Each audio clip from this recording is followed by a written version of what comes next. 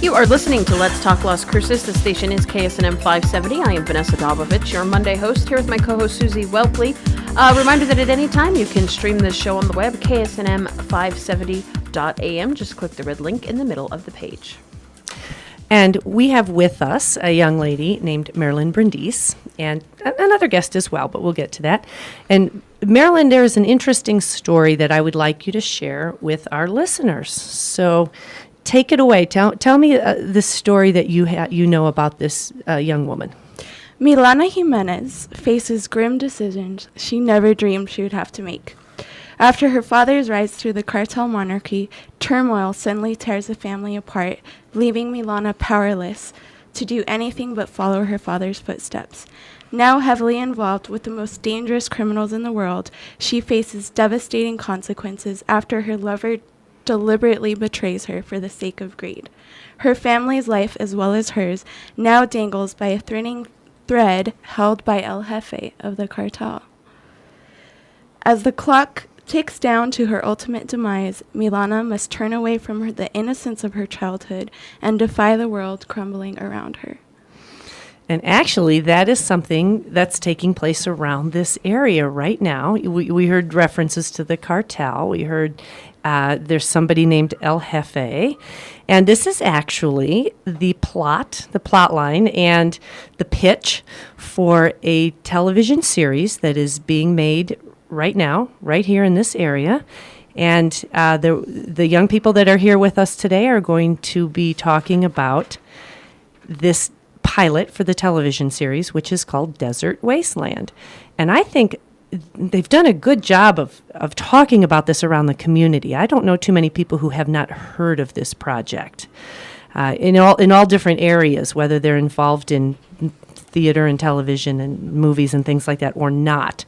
So I would like to introduce our guests. Vanessa, introduce everybody. You've got everything all written down over there, please. We have in studio the writer and director who just gave us that wonderful synopsis. That is Marilyn Brindis, as well as the executive producer, Carlos Rubio. Welcome to the show, you guys. Thank you. Good morning. So, I want to kind of start a little bit about yourselves and how this idea came to you and what has prepared you to take on a project like this? Well, being raised in Mexico and the U.S., kind of back and forth between families, I was just really into both cultures. And when I moved down here to Las Cruces and heard about all this cartel crime that's kind of seeping over on this side of the border, it really, struck home and really hit something. And then I had family that started getting affected by the violence on the streets, just innocent, bystanders getting hurt or killed even. And so it was something that I thought was really important to get out there because not many people know about it in other states. And people don't realize that what happens here in the U.S. affects what happens in Mexico. And so that's something I wanted to touch base on. And because we think about how things in Mexico affect us here, right, instead of the other way around. And our cultures are so entwined at this point that we probably need to see this from both points of view to understand it better, right, and to make it better. Definitely.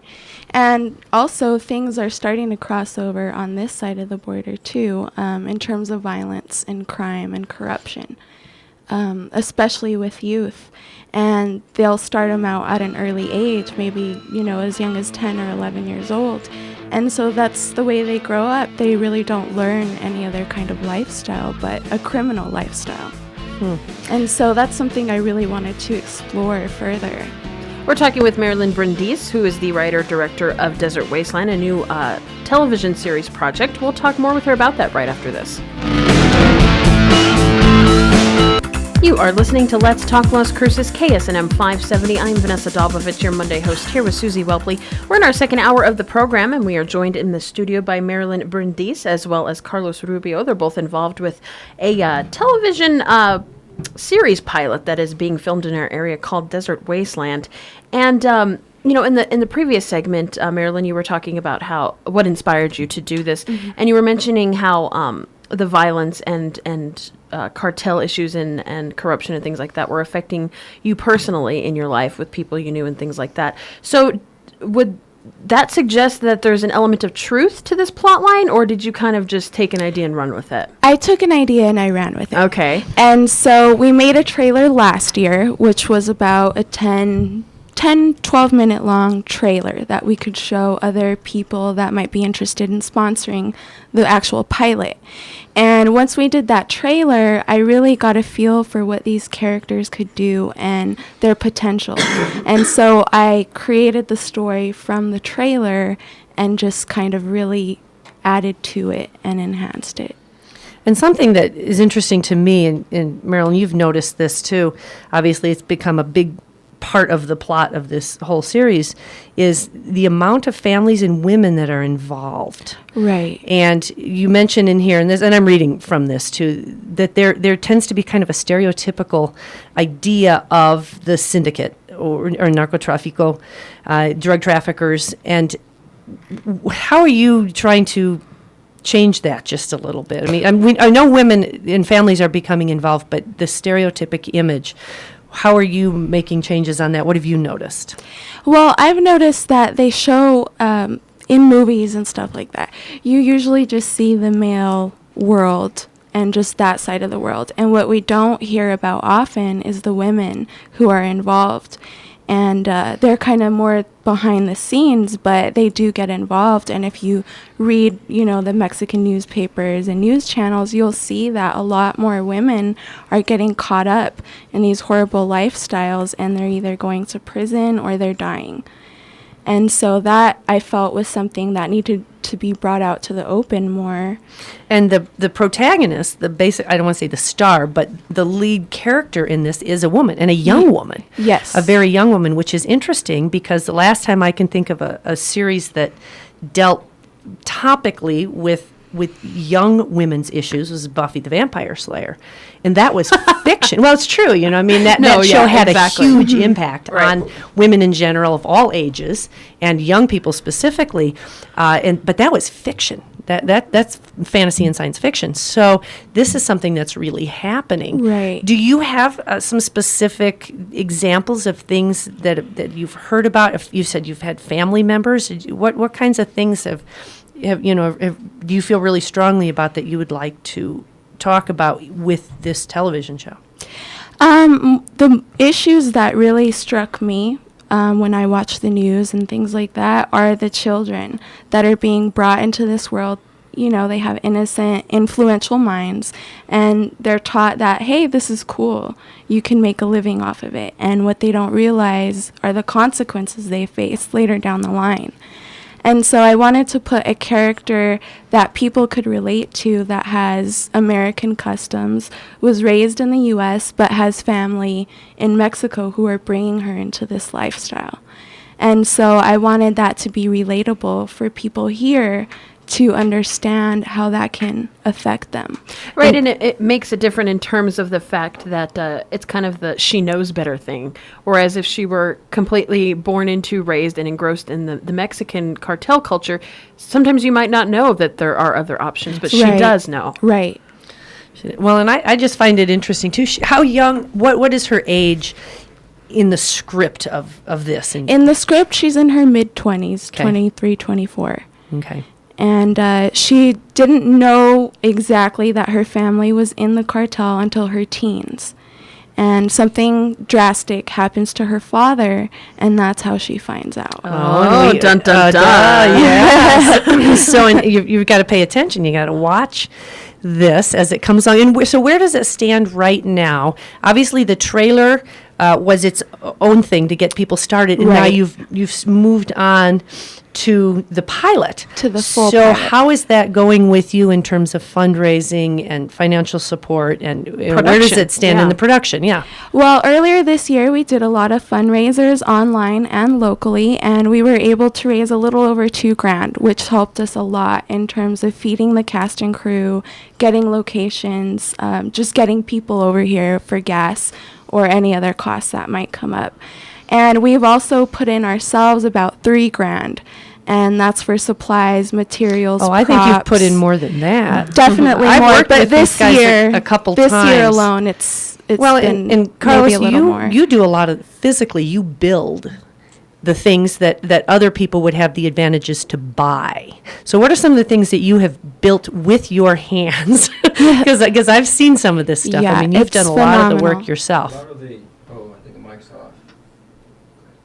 Check. A lot of That's the good. equipment that I'm building is actually first starts with a shot that I imagine.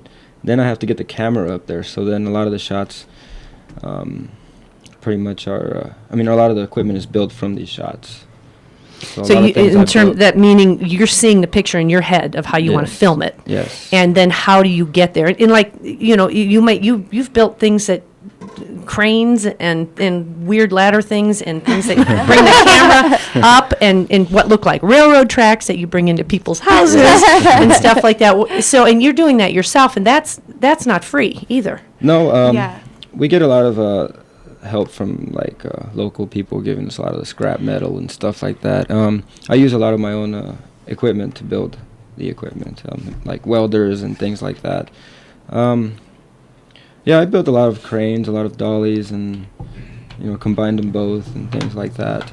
And these are things that if we were in LA, or if you were already sponsored by someone, or if you had advantages maybe of the program over at NMSU or something like that, these are pieces of equipment that are thousands of dollars. Yes. To either purchase or to rent, To rent, and then yes. and then all the humans come together. We were talking about this in last hour about how you need to have the physical people, you need to have the boots on the ground to make that happen. And so Right. you've appealed to and had a lot of volunteers. Nobody's getting paid yet. No. I know you guys are not. No. So you're getting a lot of volunteers to come out and do literally heavy lifting. Right. Moving things around. You're using your own vehicles to in trailers, and your own, you're shoving stuff in, and you have suitcases and equipment and all that, and literally doing it yourselves on the ground. Yeah. I see you guys on your hands and knees putting pieces together, fixing stuff up and everything like that. So it is definitely a shoestring operation at this point, and you have really, your whole lives are surrounded, Right. are involved in this project. Yes, and it's definitely a lot of work. Our hours can range from 12 to 13 hours a day sometimes. least. At least. And we Yeah. have a very small crew. But luckily, we're blessed to have such gifted and talented crew members and artists who are willing to donate their time to this project because they really believe in the story, they really believe in the characters, and they really believe in the cause. And, speaking of talent, and we're talking about the crew right now, but I know everything is pretty local, so where did you find talent in terms of actors for this? Most of our talent was found last year when we did the trailer. We did a couple casting calls, and that's where we found Jade Diaz, who plays Milana Jimenez. Yes, and if you're involved at all in theater around Las Cruces, you've probably seen Jade. Yes. She's a young lady that's done, she's a singer, and she can dance, and she's done a lot of local theater shows around here. Phenomenal actress. And also Basil Pina, and he's a phenomenal actor as And well. fun, and a lot of fun. And then And he we plays had, El Jefe. Yeah, and that's El Jefe. Yeah. And we also had some casting calls last year, towards the end of the year, and also again this year. And so that's where we found all of our actors, who are mostly from El Paso and Las Cruces.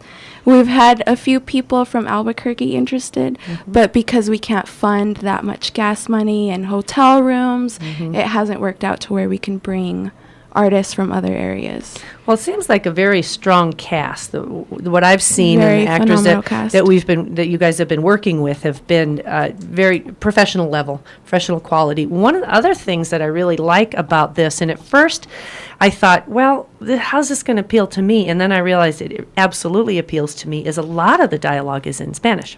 Yes. And I think that's important. And I do think too. because of you want to hit your typical Las Cruces person and someone Right. like me, but you also are appealing to the people who are living this. Right. And these are going to be your Spanish speakers who are living here. And then I found it really topical and very important. How much of the script is in Spanish?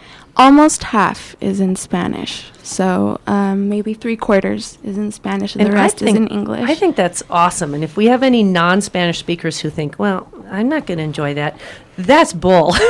That's bull, because these are good actors and it's well put together. And we shot an entire scene out at my father's home, and the scene was all in Spanish, and there wasn't a person in the house that didn't understand what the scene was all about. And there were several of us who didn't speak Spanish, but we knew exactly what the scene was about because the actor, Basil, did such a good job, and it was so clear cut, and I don't think there will be any problems with non-Spanish speakers being able to watch this show. And it's a real testament to bringing the realistic aspect into it, is because if you live here, you're not going to go a day without hearing people speaking Spanish in the store, wherever you're at.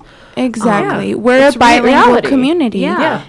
And we need to be proud of that, and we need, and depict it accurately in entertainment. Yes, definitely. Yeah, that's what it is, and I think it's a great opportunity for someone like myself to go ahead and watch this. You're gonna understand exactly what's going on. Right. Oh, go ahead. Oh, I was just going to add, especially because the actors really feel the emotions of the words and what they're saying. And so even if you don't understand the words, you can feel the emotion. It comes through. Yeah. Right. Yeah. Now, I'm going to go on a limb here and say that there's another star of this project that I would like to talk about more. No. There's many stars on this project. We're going to start. I want to talk about, and that is Las Cruces in the area that we're in. Yes. And that's something that's important to me, and I'll use an example of a way that I thought it was done very beautifully and very respectfully, and that is the show Breaking Bad in Albuquerque. Our state, the city of Albuquerque, was depicted accurately and correctly and with respect. And it was really, but they didn't whitewash it. They didn't whitewash it. And it was really another character in the show. Right. So how did our area come into play in that regard? Well, it's come to play in a lot of scenes. One of our big action scenes takes place in the Las Cruces ditches, and it's actually really cool. As it would in real life. Because there's a lot of art, a lot of beautiful art that they've painted in these ditches. And so we kind of just show the area and the artwork in the area. There's a lot of artists in Las Cruces, and that's something I also want to show in the pilot and series. Well, and Very I cool. remember we were filming something. It was actually filmed out at the dump. You can't tell it's at the dump. But we were out, over there off of the Sonoma Ranch. Gotcha. That East corner Mesa, up in there, yeah. Far corner. And it was really important to both these guys, to Marilyn and Carlos, that we get certain aspects of the land around. And I think that's one you had just made some crane or something like that. The 20-foot crane. Because it was really, it was a scene, actually it was for the music video. Oh, that's right. But you had to come in, and you guys had this car that came in and like spun around and stuff like that. But it was really important to Carlos, especially to both of you guys, that we be seeing certain things behind the car. It wasn't just focused on the car doing the donuts spinning in on the action part, but it was really important that you were getting the land around it, which was so Las Cruces. It was the creosote and the mesquite and the sand and not much else. Right. And a little bit of the mountains in the background. But that's it. Yeah. We're not going to, we can't That's fake reality, it. folks. Yeah, that is the reality. And you either see the beauty in it and you love it, or you see, the name of the show is Desert Wasteland. So we're not trying to convince anyone it's a desert oasis or a desert paradise. Right. We're really... And it can be in many regards, but Yes, it can. And then if you on the Facebook page too, there's some really beautiful photos of Jade, who plays Milana, in one scene, and the bloody T-shirt notwithstanding. It's at sunset, and it is some of the most beautiful photography you will ever see. Oh, well, not that one. There's Carlos. Looking grim. But with the exception of that, we've got the most beautiful photography. And that nothing was faked. Nothing was drawn in, and nothing was photoshopped. And they didn't go anyplace fancy for this. This was, that's our desert here. Yeah, that's desert in the sunset. Yep, and it is just breathtaking. And I want to ask you, and I know I just mentioned this, and I'm sorry, I'm a total fanatic about the show, so I'm going to bring it in just because it relates. But as a person who has written and directed this, and you have this whole concept in your head centered around drug culture and things like that, how did you feel about the show Breaking Bad? I love When you get that laugh, you're like, physical reaction. Carlos. Breaking Bad is my all-time favorite show. And what's crazy is I actually had this idea for the story before Breaking Bad even came out. Okay. And so when I came out with the trailer, people were like, oh, it's another Breaking Bad spin-off, this and that. I'm like, no, this is completely different. Like, yes, there's some aspects of the cartel and desert crime, but it's completely different. The characters are completely different. The storyline is completely different. Because Breaking Bad is what you would think more privileged people who don't understand this world getting into it. And that could have taken place anywhere. I could have seen Breaking Bad being shot in any town in the United States with changes in accent and cultural aspects of it. It happened to be down here. I'm not sure it was intended to be set down here. I think it was set down here because this is a good place to shoot film credits. It was actually exactly. film I could see credits. this happening so much more. Breaking Bad up on the East Coast somewhere. It was originally set in California. Yeah. And when our film incentives were good, they switched. They brought it over. here. So, but Desert Wasteland has to be here. Yeah. Is based on the culture and the things happening here. In Las Cruces. And that's one of the differences. We'll talk more about this project, Desert Wasteland, with Marilyn and Carlos right after this.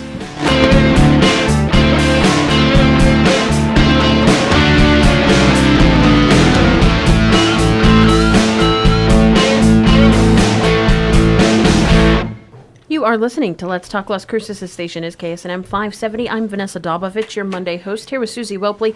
We're talking in studio with Marilyn Brindis as well as Carlos Rubio. They are both involved with the television series pilot project called Desert Wasteland that's shooting here in Las Cruces and around the area. And I want to talk a little bit about Camera Hogs, which is your company, correct? Right, So tell us how that formed and how that even works. I don't even know how you form a film company or television company or whatever you call it. I don't even know. 2 years ago, Carlos and I, we were working on different projects together, and we saw that we had this mutual artistic energy that really got along great together. We really worked well together. And just working That's a on... euphemism for being hot for each other. Oh, no. That too. Calm down over there. I'm just saying. And just working on different projects, we just saw how we both just had this leader kind of ability and skill. And so we just ran with it. We decided, hey, you know what? We need to make our own production and start doing our own productions. And so we just started coming up with different names. And I just made a list of different names with little logos. And Camera Hogs just struck out to both of us because people called us Camera Hogs when we were on productions because we loved the camera. We were always right on the camera, especially me. Mm-hmm. And so people would call me Camera Hog. And we just ran with it. I made a little logo, and we decided to form an LLC with Levi Hart and our late friend, Jason Turner, who recently passed. And so we've been a company for 2 years now. And that's how we got started. Cool. Very cool. And I found out about these guys. I had my daughter at a movie audition, actually, over at NMSU. And there was a little card on the board that said, we need a tarantula wrangler. Yes. And I said, you know what? I'm going to call these people. I don't have tarantulas, but I have used them before. I've used them in performances and stuff like that. And I just will get one, from the desert. I don't purchase them or anything. Oh, dear God. And then, use it in whatever I might need to use it in, and then it goes free again. So I called. I said, well, I don't have any tarantulas, but I can handle them if you can find them. And then we got to talking about other things, and I had access to costuming and stuff like that. So they had just put little cards up on the boards over at NMSU. I think you got a lot of calls from that, didn't you? Yeah, Did you I get did. a lot of people interested? I did. From the CMI program, the Creative Media Institute program at NMSU. Yes, at NMSU, people in El Paso at UTEP, they found out about, I don't know if maybe they were taking classes here or just from Facebook, but we got a lot of El Paso people and a lot of Las Cruces people calling for casting or just to be a part of the crew, even if it's just for a day. Some people just want to get the feeling for a film set and what it's like to work with all this great equipment that not all of us get to try out. And, speaking of CMI, that leads me to another question is, what kind of training did you have in this? Where did you learn all of this wonderful knowledge and skill and talent that you have? I went to CMT and CMI. Okay. And I graduated from CMT last year. And so that's where pretty much all of my training came from, is CMT. And throughout life, I've just always been into video and photography. So I've always had that passion. And when I went to DACC, that really just brought it out and made me realize what I wanted to do with my life. And you've chosen to stay here. A lot of these kids that are graduating from these programs, they have to go elsewhere. They have to go to where there's a movie-making industry. Right. And recently, actually, New Mexico has we had... are now a movie-making industry, but slowly not but surely. recently. With the new governor, she changed a lot of the laws and the rules on that, and a lot of money is no longer going into filmmaking in New Mexico. So there's been a little downturn. But with a program like this, you have to stay here. You have to do it from here because that's part of the plot is southern New Mexico. Right. And luckily, with the incentives for series, we would get a 30% back tax rebate the following year. So that would be very beneficial to us. And actually, the film office in Santa Fe, the New Mexico Film Office, they reported, I believe it was last week, the number of film projects that they have applications for has doubled, and that's never happened before. Yeah. Oh, that's great. That is good news for our area. Yeah, New Mexico has a lot of talented filmmakers that we've had a great opportunity to meet a lot of them and work with some of them. And so it's really exciting to see New Mexico just grow into that type of community, artistic community. We do have a lot to offer here. We do. We really do. In terms of, I think, number one, in terms of scenery and landscapes. Sure. I mean, in New Mexico, in one state, you can go from Rocky Mountain-looking forests to the desert. Right. Yep. You know, And like something what? You could go we from have- snow to hot sun. Yeah. Something we have right around here, specifically around Las Cruces, is you can go someplace where you can have a 360-degree view with no power lines. So you can do period pieces, you can do westerns and period pieces Right. with no power lines and telephone poles, et cetera, et cetera. And you can actually do that right within the city limits. You can find places like that. I think when we were out at the dump, there were no. Was that a 360 without? There was some power lines. A little there. bit, okay. Yeah, there But- was a few over there. But I that's think, rare. yeah. You could do a western set in the 1800s, if you're careful, right here in this whole area Right. because you don't have to worry about that. I think the rare airplane goes across. And you have Just have to be a little you have to strategic. stop for that, yeah. But Yeah. there are still some wide open places that are and very available too. You guys haven't had much trouble. If you found a spot you wanted to use, you've had pretty good luck getting it, right? Yes, we have. And the police here have actually been very cooperative with us when we wanted to shoot in the streets and in those ditches. We actually had a prop gun that went off that day, and it was going off like the whole day. And they were very helpful and just kind of stood by, and if anyone called, they let them know what was going on, and we didn't have any problems. That's Very nice cool. because sometimes when a town has a movie studio or a television program coming in, there's sometimes some conflict. The Right. locals don't want it. There's complaints. There's problems. We don't like this in our city. We don't want this. It's causing Right. traffic jams. You can't you close down our city for half a day and blah blah blah. But with you guys, I think, and maybe it's because The of local you aspect. guys. Personally, I think the town has sort of embraced this Yeah. show. Most people in the town have embraced it. We did have a few complaints that day, some people that didn't like the gun going off, and we didn't close down any streets or anything like that. We tried to make it as easy as possible for the people who lived in the area, and we let everyone know a week ahead in advance that we were Yeah. going to be filming. It's like, do you remember the ruckus that happened when Due Date was filming Oh, on they closed the I-70 highway, and all yes. the East Mesa people were just in Oh, yeah. uproar? Including me. Including me. Yeah, and then I think the Humane Society had asked if Robert Downey Jr. would come out to the shelter for a photo opportunity to try to get some animals adopted, and he said no. And then you watch the movie, and it was like 30 seconds of the yeah. highway and the car going off the highway. And, Yeah. I'm And like, it wasn't and even not here. a good movie. It wasn't even based. no, Yeah, it was, right, It it was, was it just was supposed passing to be through. depicted as like a highway in California. Dallas or yeah, Texas. Dallas, Right, actually. yeah. And it Yeah. was like 20 seconds of the movie, and Right. it disrupted our lives for months. Like, So, and I'm seeing the opposite with these guys here. I'm seeing a lot of people saying, yes, come use this. Yes, come use our offices for your auditions. Yeah. Right. Yes, we'll get you this. Yes, we'll get you that. Sure, we'll volunteer. Yeah, come out and use this. And I think it's because it feels so local. It feels Right. so close to our hearts here, and everybody involved. And I know these two, Marilyn and Carlos, just never say no. You know, I will say, hey, I want to do this, I want to do that. Oh, hey, can we do this? Oh, yeah, okay.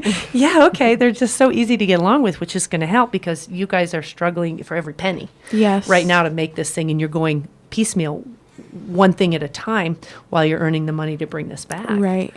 So where are we now with the process of the pilot?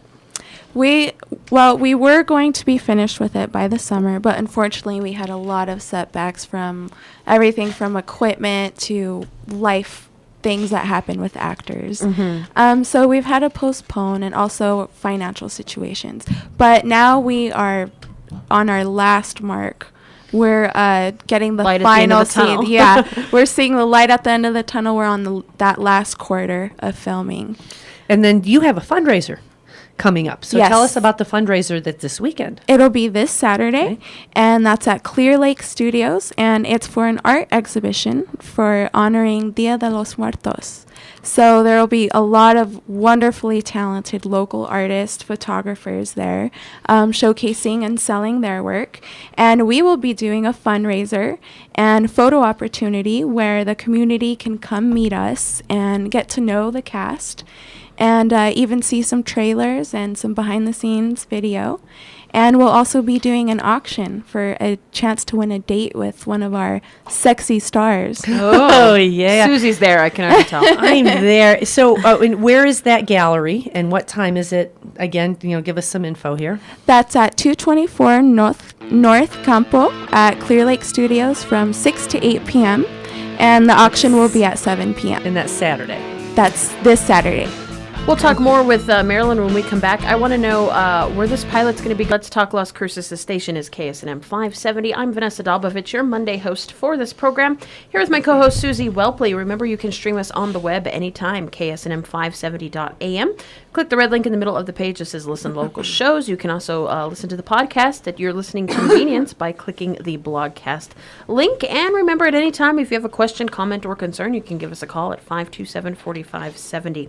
We are talking in studio with Marilyn Brindis and Carlos Rubio, who are the writer, director, and executive producer of Desert Wasteland, which is a local television series project. And I kind of gave you a little suspenseful teaser at the end of the last segment saying that I wanted to know where this finished pilot would be going and what's going to be happening to it. And Marilyn, tell us. Well, we talked about Milana Jimenez, but we didn't talk about other characters. So there's also El Jefe, her father, Geraldo Jimenez, her mother, and so many other characters, Juan, Jason, her friends. And so these are all characters that are going to play in the pilot and show their stories and a little bit of background. So that multiple storyline thing will be going on. Yes, exactly. One of the things I liked about this is the script is that there's actually a lot of humor in it. There's some funny things that happen in the style, in the tradition of Breaking Bad. They're wry moments. One of the things that I like is El Jefe has he lives in this drug dealer's mansion kind of a thing, and he's got a security guard who stands out in front, and watches so that he doesn't get attacked by other people. But he's got all these. El Jefe has all these cameras, all over the place. So he can see all the parts of his property and his house and everything. And there's one scene, and there's not even any words, but he's at his desk working, and he looks up at one of the security cameras, which is showing his bodyguard out in front, and the bodyguard is bored, and he's sitting there, and he's like doing these really funky like kung fu moves, and he's like doing this thing out there because he's bored. He doesn't know what else to do, and so El Jefe looks at it, but he just like shakes his head and he starts to smile. And it's just this tiny little clip, but it's funny. It's what real humans do. It's, people get bored, and these are real humans that go through real things every day that we all do. And it's just a funny little moment. And that's what I appreciate about Marilyn is the ability to put in. And there are no words in it at all. Yeah. He just looks at the camera. He sees what is the security guard's name? El Mero. El Mero, yeah, El Mero out there doing these kicks, and he doesn't know anyone's watching him, and he's doing these kicks. Oh, and that it's behind closed doors thing. Yeah, you think you're doing? and it's just really simple, and Yeah. it's very short, and it's funny. And that's what really genuinely brings funny. the characters to life, is having these brief moments of, hey, they're a human just like me. They can laugh, they can be bored, they can be silly. And so that's what I like to add into the scene, into the storyline. Like you said, in Breaking Bad fashion, you have a little bit of humor mixed in with these intense dramatic moments, and that's what really brings the story to life. Well, talk about the character of El Jefe. Oh, okay, we've got a caller on the line, but let me talk about the character real quick of El Jefe and where he fits in. El Jefe is a family member of Milana's, which you'll find out in the pilot who exactly he is. But he has a lot of influence as to why she's in this lifestyle, why she was brought into the cartel life. And he's pretty much the boss of the Southwest, of this side of the border. He handles things over here and over there. Okay, so sort of the antagonist Yes. in this story. Bill, we've got a caller on the line. Bill, what would you like to say today? Oh, hi. How are you doing today? I'm doing good. How about Good. yourself? Great. Greetings to Marilyn and Carlos, your guests, right? Yes. Greetings. Thank you. Yeah. I just have a quick comment. I've always lived on the border here, Vanessa, and I was born actually in a town on the Rio Grande, in a town of 600 in Fort Hancock, actually, and lost 5 close friends at the hands of the Mexican military, actually, and they're working with the cartels down there over the last 5 years, including a cousin. And y'all sound very creative. I look forward to seeing the pilot, Marilyn and Carlos. And, Thank you. You sound very talented and motivated, because I think you do care, and you sound like you have a lot of creative energy, and so I'm encouraging you. But I do, maybe, please take this in the way I'm giving it. Maybe a little bit of constructive criticism. Maybe it's maybe I'm off the mark here, but maybe not. But so I hope you take this in a positive spirit I give it. I have something to say about our community, Vanessa. It's the catchy name. I have a problem with it. Desert Wasteland. My view, and I don't know why you named it this, but I've been fighting this view for over 20 years of people thinking our home is a desert wasteland. Yes, the desert's very unforgiving for those that are unprepared. Right. But our desert is actually all the way from the lower elevations to the sky islands, the mountains. It's a very biodiverse region. In fact, biologists believe there's more biodiversity here than in the Brazilian rainforest. Right, and it's actually very beautiful, and what I wanted to do was show the beauty and the danger of the desert, and that's kind of where that name takes place. And so the posters kind of play with that name, and it shows the beauty of the desert and also the danger with Milana standing in front of the desert with her bolt cutters and her bloody shirt. And so that's where the name kind of plays a part in the whole story, is we live in this beautiful desert, but behind closed doors we live in this dangerous world where everyday people are affected and family members are killed on this side of the border as well as Mexico. And in that picture you're talking about, kind of what I would say, like the trailer poster or whatever. Yes. Yeah, she's bloody and she's holding these bolt cutters, but there's a beautiful sunset that she's facing in the background. You know? Right. So yeah, And I get that's what you're kind saying. of what I wanted to do with the name, is we have this beautiful desert, but it's this wasteland of crime and corruption. It's more of a wasteland because of the humans. Because in of it. the humans, right. But the desert is the beautiful aspect of it. Yeah, no, I know what you're saying. So the connotation Bill. isn't on wasteland in terms of environment. As in, It's right. the people. Right. Because Yeah. some people view, and this is a big misnomer by people that have never lived here, they're from the Northeast, with all this border security they're trying to bring up, Vanessa, is that they really see this as the Mexican people crossing the border into just cactus and sand and no life, and it's just a no man's land. It's not even really part of the United States the way they see it.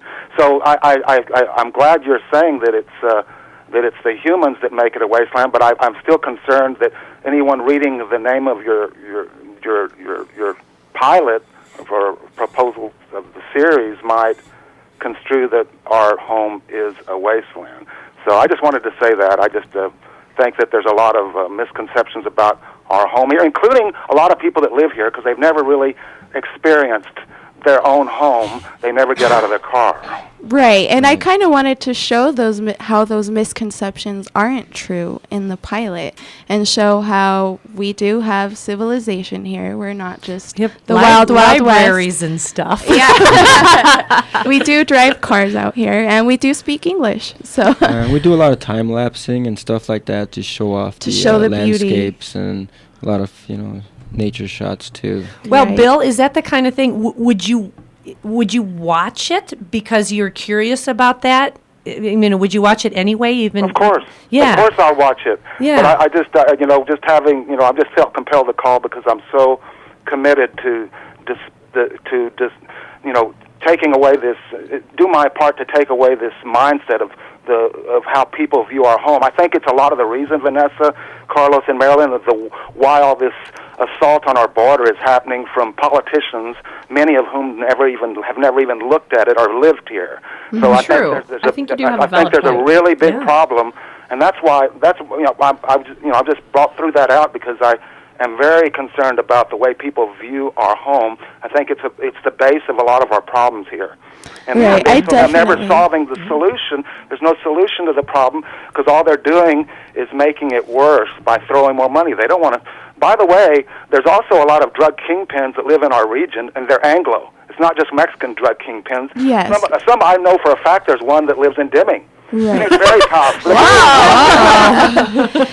and we do show the variety of ethnicities in Desert Wasteland. It's not just all Mexican Americans or Mexicans or Hispanics. It's a very diverse area of characters, and we show that. We show a big diversity of cultures and races in Desert Wasteland.